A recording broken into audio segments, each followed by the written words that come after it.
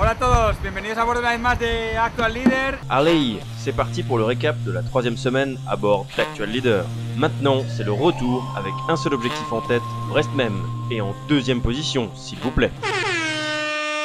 Ara mateix anem segons, passa segundos en la classificación.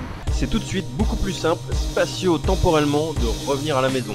Mais du coup, on prend bien conscience que la route est longue, très longue, avec que des détours, sans jamais la moindre trajectoire directe. En fait, nous sommes toujours en train de contourner l'anticyclone de Sainte-Hélène, ce monstre qui squatte l'Atlantique Sud.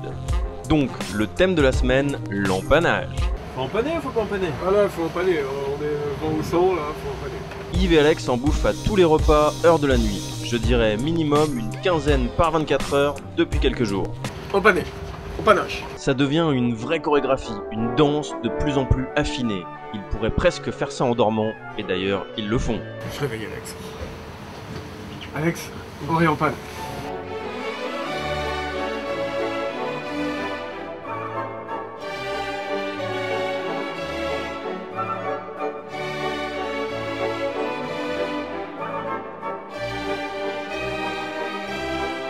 C'est quand même cool les empannages comme ça, hein. Tu te rattrapes à la volée, ça va vite quoi. Quelle semaine de ouf encore! Pour commencer, cette remontée des 40e rugissants pleine balle, à la fois en vitesse et au classement. Le soleil, la chaleur qui revient, avec une arrivée sur les côtes africaines survitaminées. Puis, arrivé à Cape Town, 3e devant Sodebo, passer la marque de Robben Island, 2e devant Massif.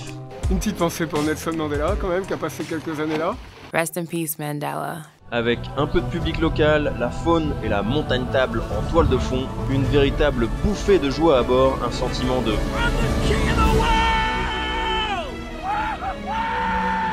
Ensuite, la remontée le long de l'Afrique, plus précisément le désert de Namibie, à tirer des bords le long d'un paysage vierge, inexploré, époustouflant. Une super sensation de vivre, contempler quelque chose d'exceptionnel, d'unique. À bord, c'était l'émerveillement collectif, qu'on a aussi partagé avec nos concurrents directs, Massif. En effet, ils sont vite repartis à notre poursuite.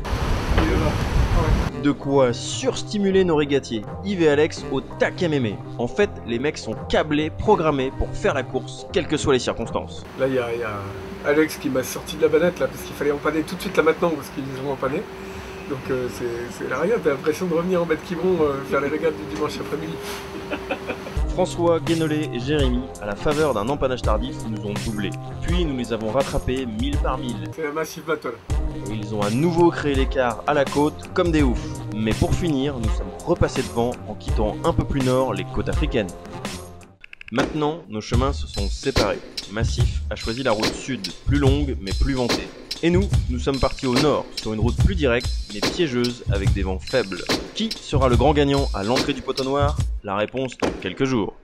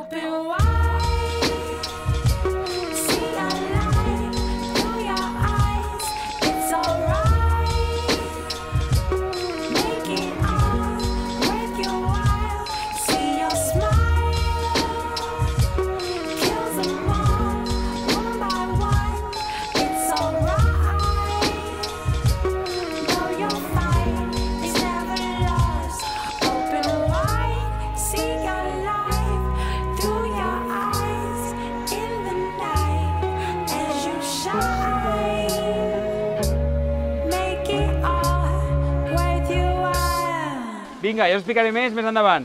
Ale, adeu!